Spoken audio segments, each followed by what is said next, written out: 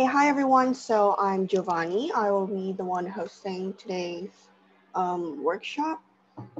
I will be moderating. Sorry. Okay.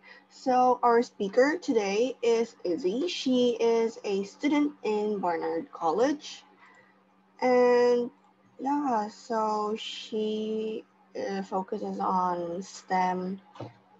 And well, that's it. Maybe Izzy, you can introduce yourself.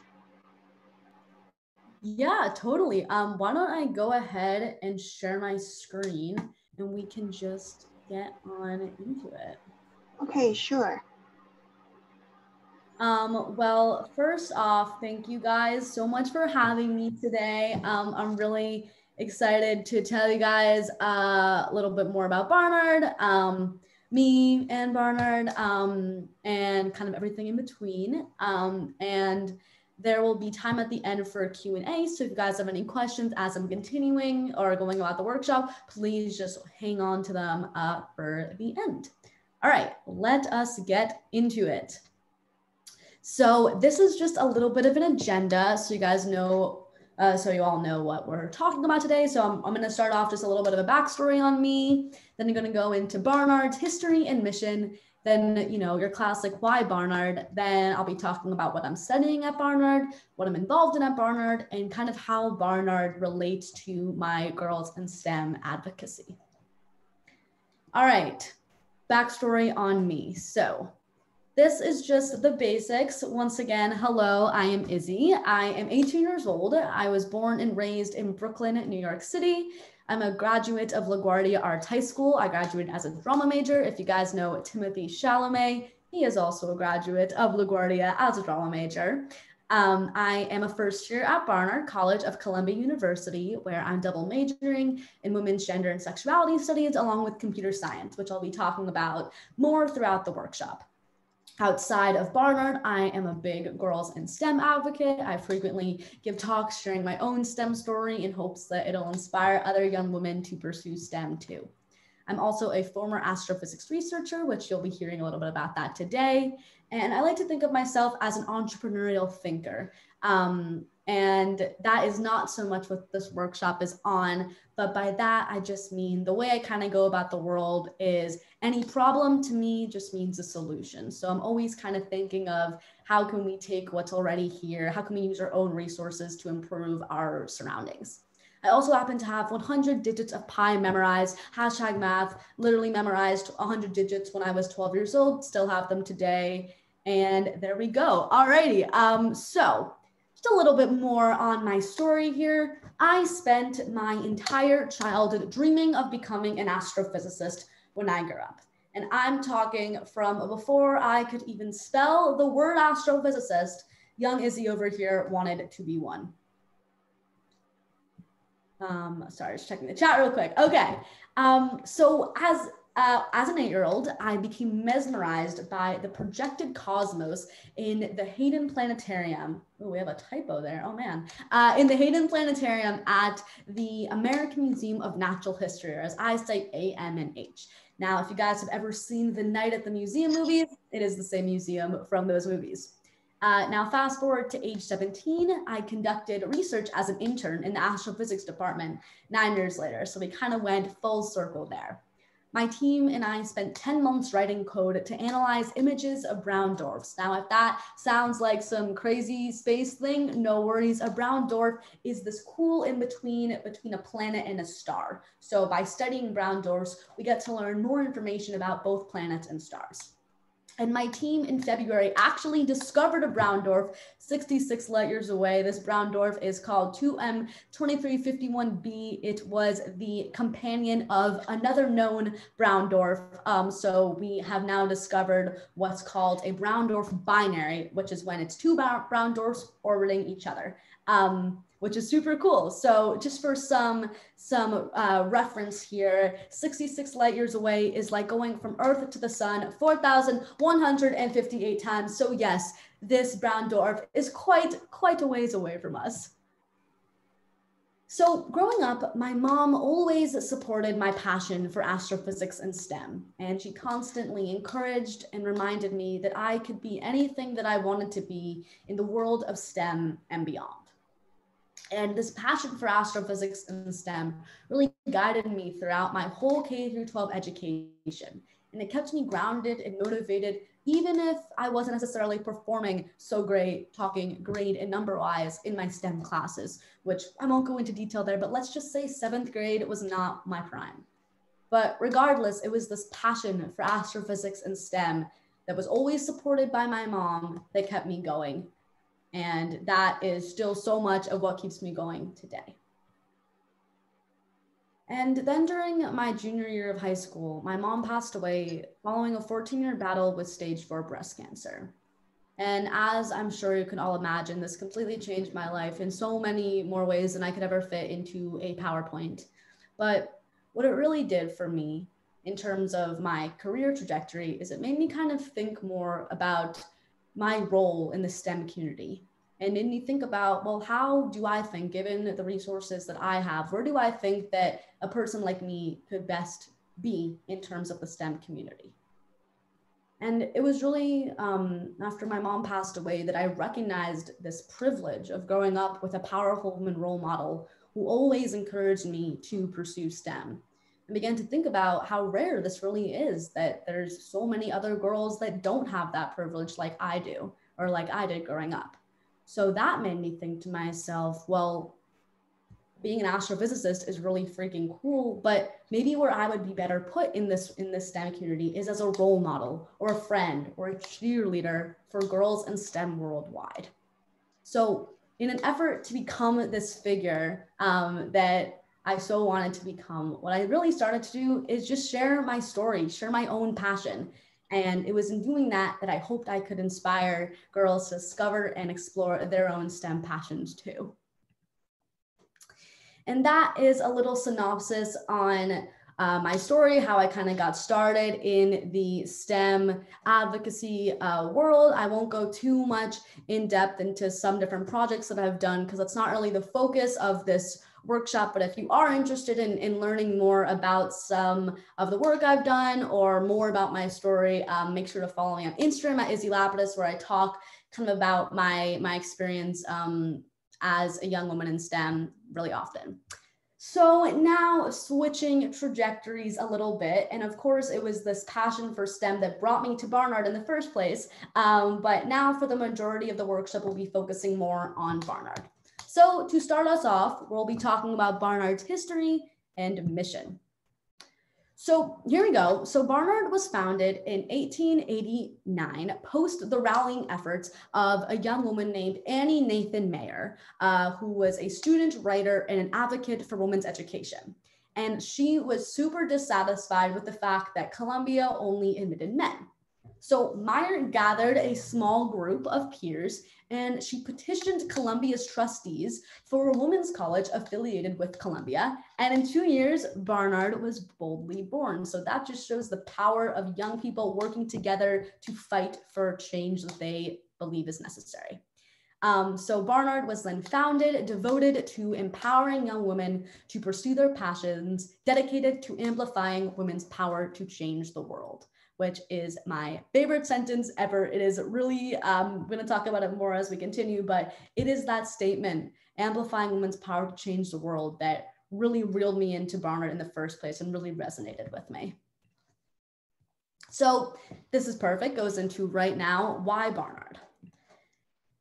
Ultimately, there is no better time to attend an institution whose sole purpose is to amplify women's power to change the world. If you are a young woman motivated about literally anything, Barnard is simply the place to go. Now let's get into the specifics of that. So the politics of Barnard are special, right? Any institution that was founded out of the notion that we were not welcome in one place, right? This was an institution that was founded for people that so desperately wanted to pursue their passions and they weren't able to at Columbia. So what's really awesome about Barnard is that the administration is super hands-on and honestly really cares about its students. Just last week, I was on a Zoom call with 5 other students and the president of Barnard. Now that is insane. At other schools, that just doesn't happen. The president is a lot more hands-off, but at Barnard, President Bylock, who I'm going to talk more about today because I'm kind of obsessed with her, she is super hands-on, really genuinely cares about making every Barnard student have the best experience possible. classes at Barnard are also super unique and kind of all have this feminist lens to them. I'm right now taking a class called Critical Approaches to Social and Cultural Theory in the Women's Gender and Sexuality Studies department that explores the intersection of race, gender, sexuality, kind of how the state functions as the site for the regulation and normalization of gender, all of this really interesting stuff that is very Barnard-esque. And the students at Barnard are really special too. Now, they are made up, I don't know how, this is a way that I like to say it, but all the girls that actually like school. Now, I know for me, at least throughout my K through 12 education, I would hear people complaining about how much they hate school all the time. And sure, maybe I engaged in that discourse a little bit here and there, but ultimately I love learning, and so does everyone else at Barnard. So if you are someone that genuinely loves to learn and actually likes school, I'm telling you, Barnard is the place for you. You also get the best of both worlds at Barnard, and I mean that in more than one way. For instance, you get to attend a small liberal arts, predominantly women college and have this really unique college experience, but then you also get a big world-class co-ed research university right across the street. And continue on that, you have your small campus kind of as your home base. And then this large campus with tons of opportunities. Columbia has like over 800 clubs or something insane like that right across the street. And what's so cool about with both of these campuses combined is you get to have a place that feels completely secluded from the world, yet at the same time, you're right in the middle of New York City. Now, all my love to NYU, a lot of my friends go there, but NYU too, middle of New York City, but do they have two beautiful campuses? No. So that's what I mean when I say that Barnard feels completely secluded. Barnard's campus is gorgeous, Columbia's campus is gorgeous, and it's absolutely amazing that you get to have this on-campus college, could be in the middle of nowhere experience, but you open those gates, you're in the middle of Amsterdam in New York City. And ultimately, there is just no school like Barnard. All my love to all the women's colleges, you know, in the Seven Sisters, but none of them have that same relationship that we do with Columbia University. And there's so many reasons, as I've just said, that really do make Barnard super unique. And there's no other way to say it, but that there's just no school that really does compare to Barnard. So moving in to a little bit more, I already told you all what I'm studying at Barnard, but once again, I am double majoring in women's gender and sexuality studies and computer science. Now, I'm interested in both of these disciplines alone, but I'm also really interested in how WGSS intersect and what the intersection of these two fields looks like. So how I'm thinking about computer science and approaching this major is, or just kind of the department in general, is that I kind of see computer science as a case study for all of the issues that exist in the STEM community. And I can talk more about that if that doesn't quite resonate with you guys, but by looking at the issues, specifically the gender issues that are still really apparent in computer science, it's kind of a way to look at, well, where do we need to do work on the STEM community as a whole? And by focusing my attention on making the CS community, especially at Barnard and Columbia, a more inclusive place for women and girls, I'm kind of able to explore how we might be able to make this whole community, the STEM community at large rather, a more inclusive place for women and girls. And a lot of what I'm really interested in doing and what I hope to be conducting research on, as I said earlier, I'm only a first year, and we haven't been on campus yet, so I haven't been able to really explore all of the research opportunities so much yet. But what I'm really curious about doing is learning where the gender norms in the STEM community came from in the first place in order to understand how we can best dismantle them. And back to kind of, you know, how I mentioned that I'm totally interested in this intersection, but also these fields alone. Right now for my WGSS class, I'm writing a paper on how the bra girls and the hi girls TikTok trend acts as a case study for how TikTok functions as a site for the regulation and normalization of gender. So that's a whole mouthful. If that sounds like a lot, it kind of is a lot. But what I'm saying is that with this class and with this department in general, I'm super interested in how how I can be studying both WGSS and computer science and how they can help each other. But also there's just some really cool opportunities to explore kind of just women's gender and sexuality studies on their own. And this is one of the ways in which I'm doing that right now. So what am I involved in at Barnard? Amazing question. So the main thing that I'm working on right now is a project in this new thing this year called Third Space. And Third Space was created kind of out of COVID. The idea of Third Space is that you pick a community, can be any community in your hometown maybe, or at Barnard like I have, and pick a community that you want to serve. And you're serving this community by creating what we call an action project that can somehow make this community a better place or help in some capacity. So I am conducting a project called Building Up Barnard CS, or #BUBCS. I think that rolls off the tongue quite nicely, I must say. So the objective of this project is to help develop Barnard's CS department and work towards revolutionizing the way we approach CS education as a whole. So Barnard, if you were interested in being a CS major and you went to Barnard, you've always been able to major in CS, but up until January of 2019, you actually had to major at Columbia because Barnard did not have its autonomous CS department. So now we do, as of January 2019, as I just said, which is super cool. I'm so grateful that we have that now, but it's still very much in the developmentation phase. And for me, that's super exciting. That means that I, as a student, get to be a part of building this department into what I think, and hopefully what we all think, a real inclusive, collaborative CS department really looks like, especially one that is predominantly women. So that's about, I don't want to spend too much time talking about the project, but that is a little synopsis of it. And the next semester, I'll be continuing this project and also probably getting involved in some journalism and writing opportunities like the Columbia Science Review, BWOG, which is one of Columbia's kind of more chill publications. Quarto is a really cool literary magazine that Columbia has that has a lot of really cool poetry. I also write poetry on my free time. And then joining some amazing pre-professional societies such as Columbia's Women in CS and Columbia's Women in Business. Columbia's Women in Business Society is actually our largest pre-professional society. So if we have any prospective business majors or the girls interested in entrepreneurship, Columbia has a ton of opportunities to get involved on campus. So this is kind of the last point I wanted to touch on, kind of how Barnard and my advocacy outside of academics relate to one another.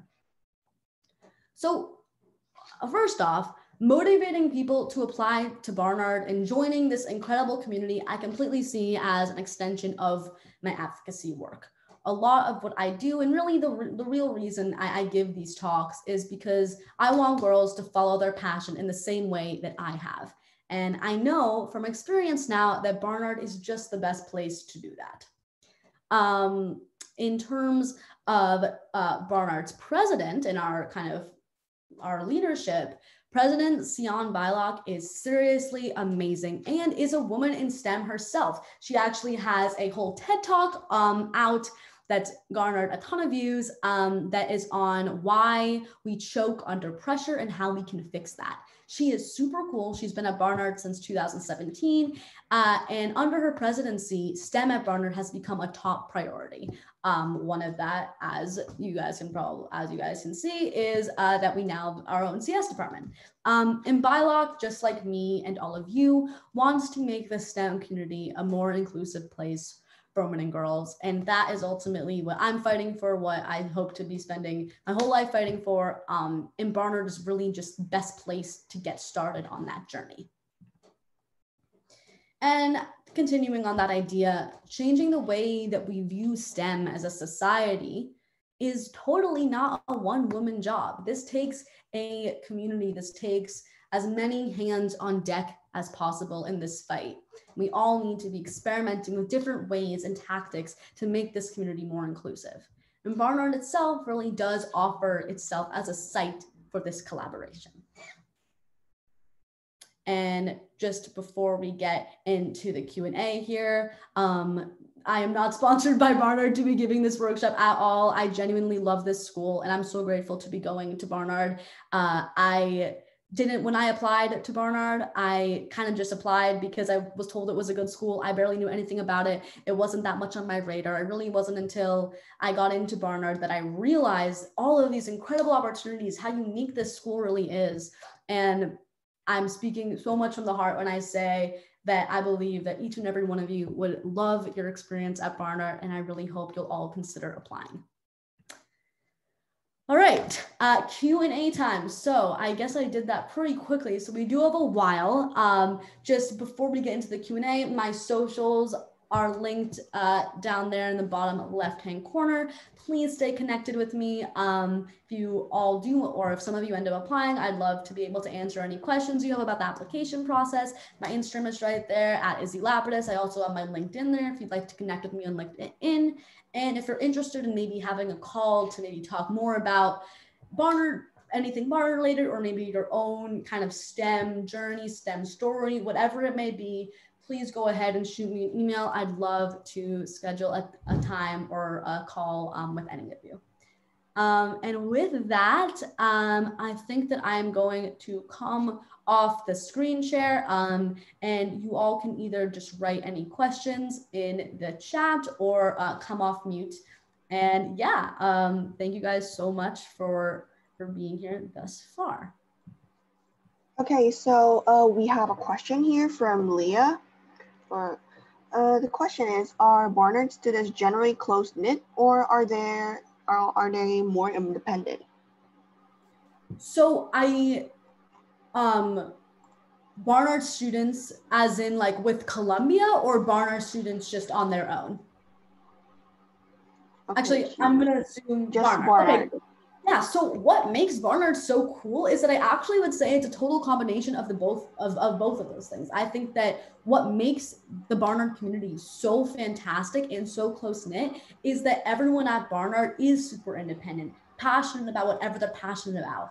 And it's this combination of everyone kind of having their own thing that they're really passionate about, but at the same time totally wants to support and be there for one another. So I would say, yes, independent, but no competitiveness really at all. That this is really a community made up of students who love whatever they love and want other people in their community to be able to pursue whatever they're passionate about and help them on their journeys as well.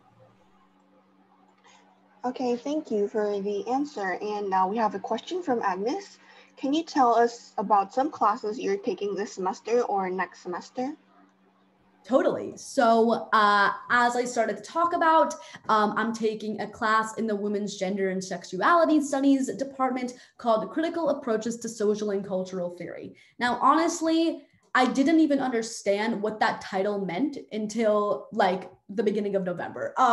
This is a class that is super, super cool, but very college. And by that, I mean, or maybe it was just my high school experience, basically what the class is doing is we're reading all of this different theory is the terminology by different feminists, mainly women of color feminists, queer women of color feminists, and it's kind of by critical approaches to social and cultural theory. What that means is it's these different perspectives kind of giving their own takes on these different elements of society. That sounds super broad. For one of our units, it was called racial capitalism. So what we did was we read yours, you know, Mr. Karl Marx, everyone's favorite guy. We read Karl Marx, and then all the other readings in this unit were different ways of actually critiquing his argument.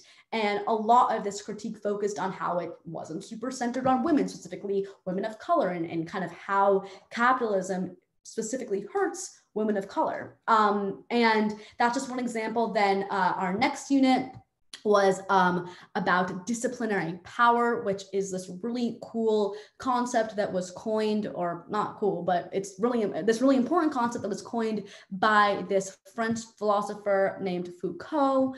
And we were talking a lot about the carceral regime. We read an essay by a woman named Sarah Haley that was a critical approach to Georgia's Jim Crow carceral regime. So basically this class, and why I love it and I think that I've learned so much from it, is because it's super intersectional. We talk about race, gender, sexuality, as I talked about earlier, how these all intersect in the state, kind of how the state has a role in all of these different elements of society. And this class is just absolutely fantastic. And now for our final unit and our final essay, we get to write about whatever we want, can pick any object and from outside of the class, and we use what we've learned in the class and use different readings to come up with our own critical approach to this object. So that's why I'm doing that TikTok trend. I don't even go on TikTok because TikTok scares me, but I am really interested in that trend.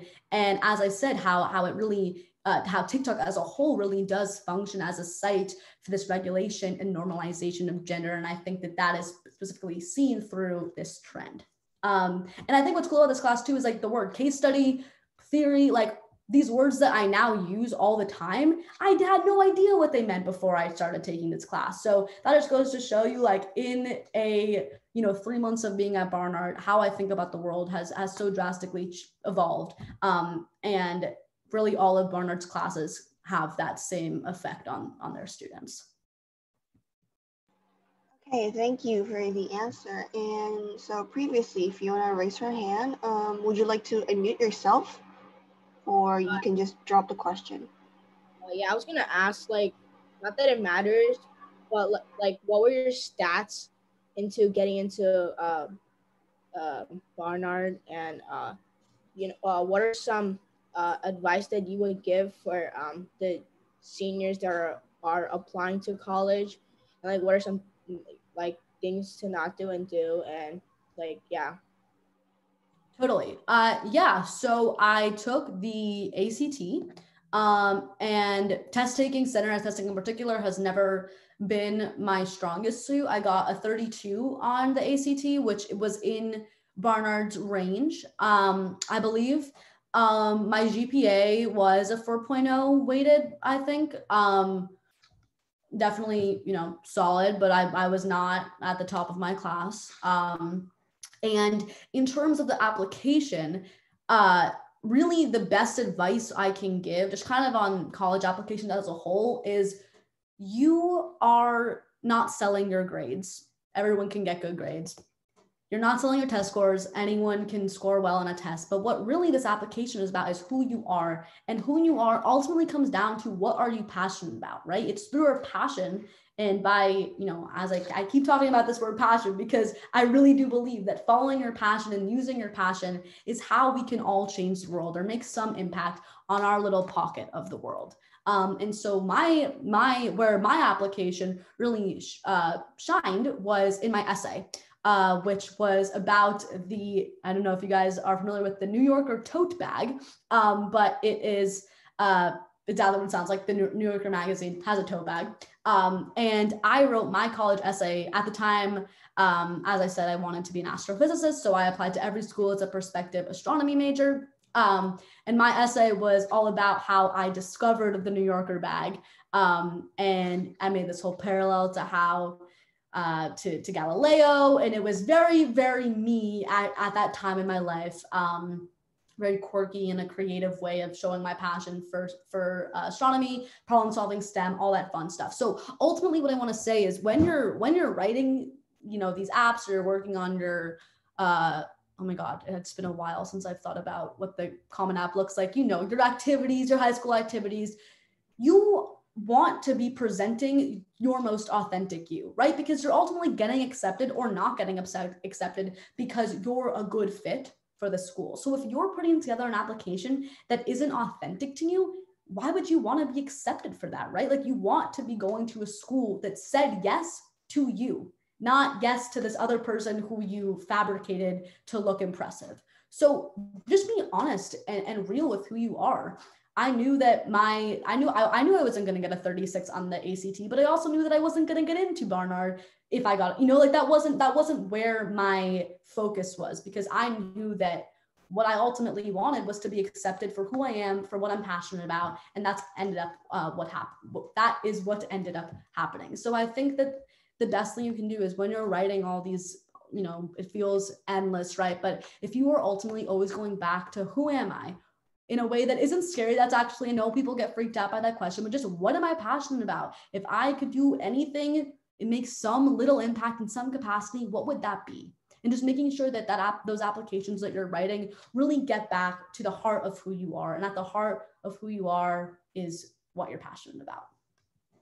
And really quickly, before we move on to the next question, Izzy gave some great advice, but if you are interested in learning more about the college application process, specifically college essays and writings, we did actually have a workshop through InternNet previously that was with Dylan, who is an undergraduate at Stanford. So go check out our YouTube if you're interested. We also have a workshop about college essay and writing. Yes, Dylan's awesome. We are Instagram homies. Super cool. Yes. Okay, so Haley asked, someone asked before in the chat if you knew Timothy since you guys went to the same high school. Yes. Oh my gosh. I'm so glad I get to tell this story. So Timothy graduated before I got there, but his freshman year teacher was the same teacher that I had freshman year, Miss Faison. So actually freshman year, Timothy came back to talk to my class. This man sat crisscross applesauce next to me. It was before he was famous. It was before Lady Bird had come out. And he came and spoke to our class. Really nice guy. And yeah, so I would not say I know him. I don't think he remembers me at all, but I definitely remember him. I sat next to him. So yes, I am talking about the Timothy Chalamet. Yes. Yes. Yeah, that's like my biggest flex. Thank you. Okay, so another question from Ashley. What is the community like at Barnard? Yeah, so I wish I could give a more accurate answer to this question. It is really hard to say that with us being online.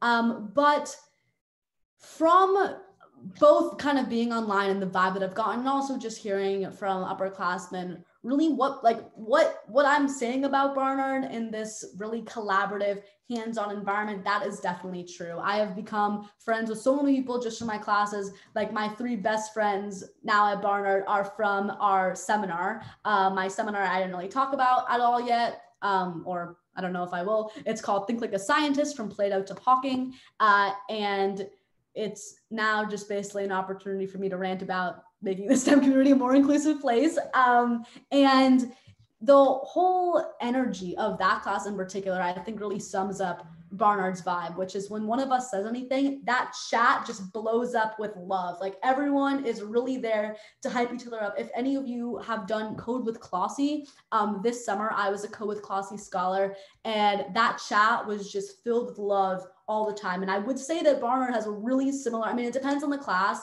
and kind of the formality of the class, but this class is all freshmen. It's my seminar class, my freshman seminar, and it has such a similar energy to just love. You know, you got, oh my God, Queen Slay, you're going off. I was talking about, I told this story about Neil deGrasse Tyson from my internship, because he is the director of that, the planetarium that I mentioned. And it was, I have a lot of issues with that man. And in the chat, we just had like everyone just being like, yes, she's going off right now. Like it really is that supportive, hype me up vibe. And you know, if that's what we're able to foster online, oh man, like I can't wait for us to actually be on campus, which we are freshmen, all freshmen that want to have housing will have housing in January. So ask me that question in a couple months and I can give you a better answer with it being on campus. Okay, thank you. So there's a question from Agnes. How much homework do you have per week? Okay. So I think that question also really depends on the classes that you're taking. So I am not taking any STEM classes this year. All my classes I get assigned reading every week. Sometimes I'll have to write something. And then if I'm not writing like a small thing, I'm writing an essay. So it's basically reading and papers. Now, if I'm really trying to read, especially for that critical approaches class, it is some dense stuff that can take me like 2 hours to read 11 pages. It depends, you know?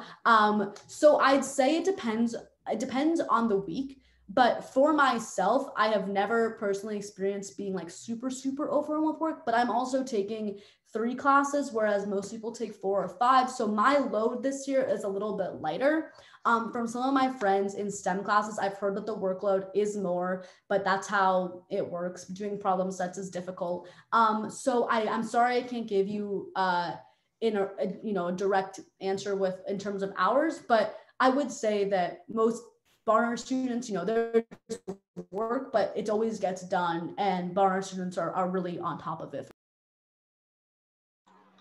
Okay, thank you. So there is another question from Magnus. What is something you don't like about Barnard? Okay. Let me see. I think that something I don't like. Honestly, I think that Barnard really markets itself as this like women teaching women environment, and that we definitely have that, but there are a lot of professors that are men, and that just wasn't quite what I thought. And I mean, it's definitely more women than men, but just I had this idea that it was like 100% women, and that is just not the case, which is totally fine. And I also think that I thought that there would be actually more separation between Barnard and Columbia than there is. I would say like it is really integrated. Not every class, but in my anthropology class, there's definitely, which has 100, in my anthropology class that I haven't talked about either, I'm taking a class called Origins to Human Society. That's 100 people in it. And there's a lot of, not a lot, but like, I want to say 10 to 15% of the class is Columbia students. So I just didn't realize that there were these opportunities in kind of certain classes where there were one Columbia students, but also just like, I didn't realize that there were as many male professors who are men than there are. Personally, I think at the beginning of the year I would have been like, oh my God, no, I don't want to learn from more white men. But I think that's not really fair. My critical approaches professor is a brilliant young white man, and I've been talking about this class nonstop. It's a fantastic class. So I don't really think it's fair to write off the professor for being a man. I think that I would really like to be learning from as many women as I can, but I wouldn't say that this is necessarily a bad thing. It's just something that I didn't necessarily realize when I was first applying. Okay, thank you. So now we have a question from Haley. Could you elaborate on your argument for your research paper on the impacts of the bro girl versus, how do I read this? Putty guys emoji girl trend on TikTok? Yeah. So I actually have not, I literally came up with the idea that that's what I was going to be writing about like an hour before this. It's not due for a couple weeks. So I can't go super in depth with what my argument is going to be. But what I've started to formulate is that I'm using the words regulation and normalization for a reason. When I say normalization, how that trend works from my not so fantastic knowledge on TikTok, because as I said, TikTok scares me. So we don't go on that app very often. But how it works is, you do the put a finger down. That's the same. A lot of TikTok has, the put a finger down for this or that, whatever. And so by that put a finger down, when the user puts that finger down, they feel validated for whatever it is, right? That thing they're putting their finger down for is. So it's in that way that TikTok is able to normalize these different actions that we do as humans, as in this case, as young girls. And then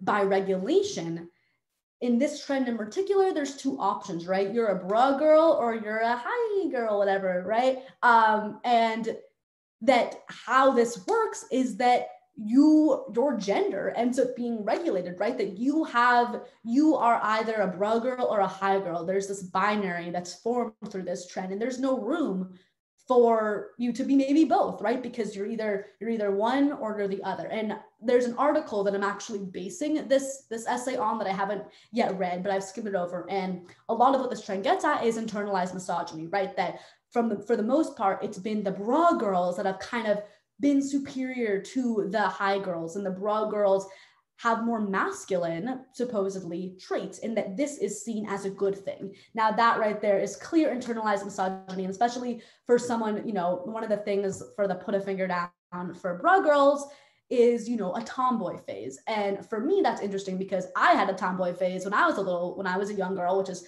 probably funny to hear now because my whole thing is pink, but I hated the color pink as a kid. I only wore clothes from the boys section at Target as a kid. So this is actually really interesting for me to do from a personal standpoint, and just seeing, you know, who knows what my take on this trend would have been when I was an 8-year-old wearing only boys clothes from Target, right? So that was not super coherent, as I have not sat down and actually written this paper yet, but those are some of my beginning ideas. Okay, thank you. So there is a question from Ashley. Do you have any tips for women in STEM or imposter syndrome? So first off, imposter syndrome, like if we had a list of things that women in STEM experience, you can check that one right off. That is totally normal. That is unfortunately, you know, one of these things that I'm talking about, right, that I'm really interested in, like, where did these gender norms in STEM come from in the first place? The fact that literally every single young woman in STEM or woman in STEM in general experiences that the feeling that they're not meant to be here, that is huge, right? And, you know, for one thing, on the one hand, what I say to you is that that's totally normal. And literally, if I want to conduct a survey where I ask every person in the world if they've ever experienced imposter syndrome as a woman in STEM, and my hypothesis is almost everyone. I would be really way more surprised if you didn't experience imposter syndrome than if you did.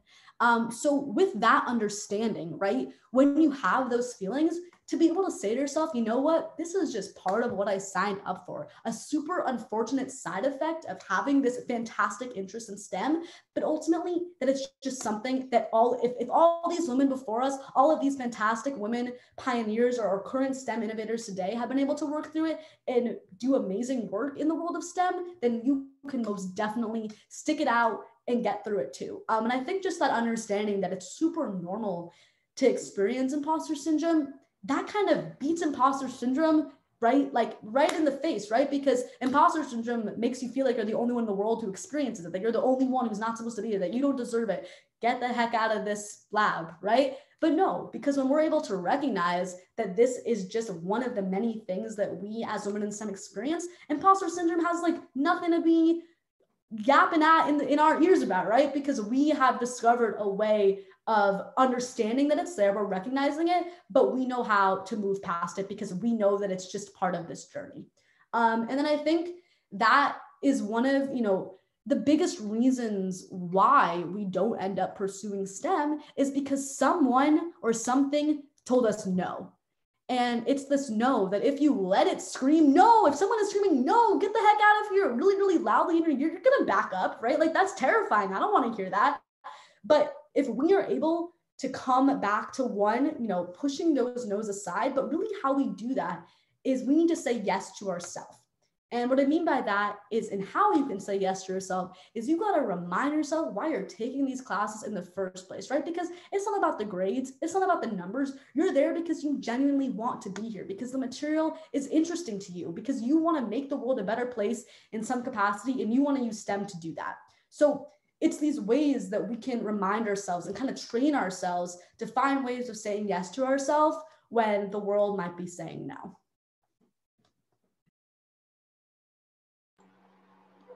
Okay, so thank you for answering. So there are actually no more questions in the chat, but I did compile a few questions from the workshop forum. Okay, so there is one question from Alex. How can men be allies to women?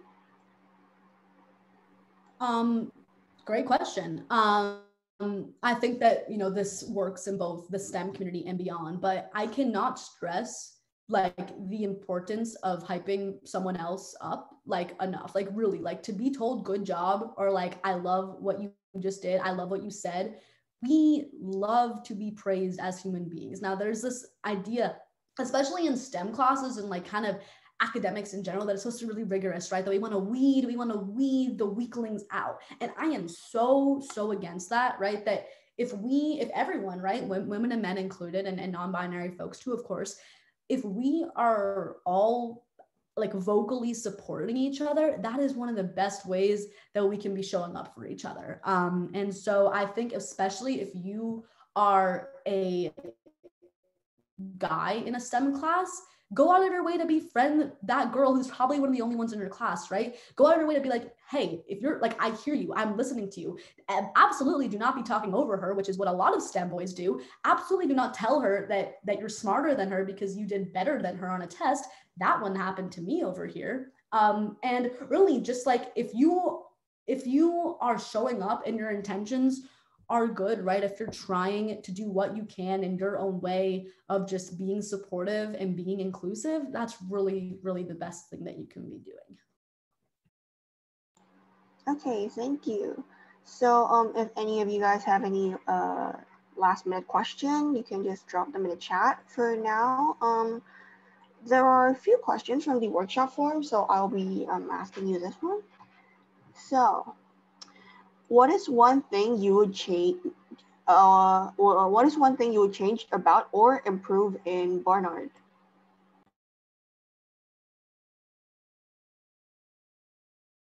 Sorry, I was just typing in the chat. Just wanted to say that out loud. If there are any questions that you have that you maybe don't feel comfortable asking in this group setting, I get it. I've been there.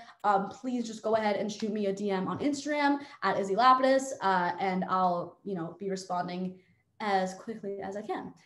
Sorry, could you just repeat that question one time?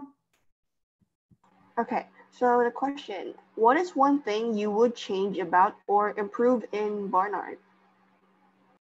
Totally. Well, one thing kind of, I think that a lot of people don't quite, like Barnard, when you say the word Barnard, not everyone will know what you're talking about. And sometimes it will, right? Like there's this, like, if you know Barnard, it's like, oh my God, Barnard, amazing, yay. But there's been like a couple times and I've been like, yeah, I'm going to Barnard, and it's like blank face. Then I have to say Barnard College of Columbia University. And then you have to, oh my gosh. So I think that kind of can go into, I think that Barnard could market itself better and just kind of put itself more out there, because that doesn't, it's not, it shouldn't be that Barnard is only known because it's one of Columbia's undergraduate colleges. I think that Barnard as its own institution is fantastic. And I think that so much of that is supported by the fact that we have all these resources of Columbia, but I think that Barnard could kind of go out of their way more to maybe invest in some marketing, or go out of the way to go to high schools and have representative talk to students, get more people in admissions, right? People like me that I'm doing this totally for free, but hey, Barnard could like be paying me to go and get people excited about Barnard too, right? So there are totally ways in which Barnard could be, I think, just honestly putting itself out there more. And I think that would help with, there are some weird dynamics between Barnard and Columbia students. A lot of people have their own opinions. When Barnard students graduate, they get both a Barnard degree and a Columbia University degree. And there's a lot of kind of weird vibes sometimes. I mean, it really depends on the student, but Barnard students should never feel like they're imposters on Columbia's campus. They should also never feel as though they need to be a part of Columbia's kind of world. I think that Barnard could just kind of, and I think it's kind of both Barnard and Columbia working together to just kind of both hype Barnard up for what it is on its own, and also just make sure that Columbia students aren't treating Barnard students any differently, because when it comes down to actual education, it's the exact same. It's just a matter of like, how are we going about this education? How do the politics, of Barnard versus Columbia differ? And how does that inform, what we're being taught? But when it comes down to it,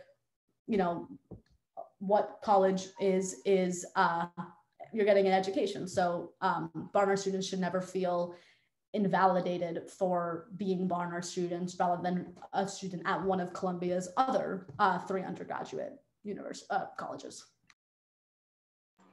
Okay, thank you. So Angelina raised her hand. You can unmute yourself and ask the question. Okay, so I was wondering how big your classes are. as a first year? I know that this depends a lot based on what you take, but I was just wondering for as like in your experience what it is. Yeah, so I'm taking 3 classes right now. My introduction to anthropology class, my intro anthropology class, my origins of human society class, that is, as I said, about 100 students. Now, intro classes normally do have more students. The CS class that I was taking, that was at Columbia, that I dropped for the amount of students, it was about almost 500 students. And I said to myself, that's not how Izzy learns, so we're not going to do that. So that class is an intro class that a lot of first years are in. That's about 500 students. For my class, my critical approaches class, that's about 56 students. And then for my first year seminar, all of those classes are capped at 16 students. And so that's definitely what I like best. I'm definitely someone that likes smaller classes because, you know, as outgoing as I may seem, I'm not really trying to put myself off mute in a 100-person class. Like, I don't know, man, that's scary. So I definitely like the smaller classes, but I think that, you know, that's kind of, I think as you like more of the juniors and seniors definitely have a lot more smaller classes, but kind of the first and second years kind of have to deal with having bigger classes because they're intro classes, and that's just how it works. Okay, thank you. So we have the last question from Agnes. This is not totally Barnard related, but were there any other colleges you were interested in that are similar to Barnard?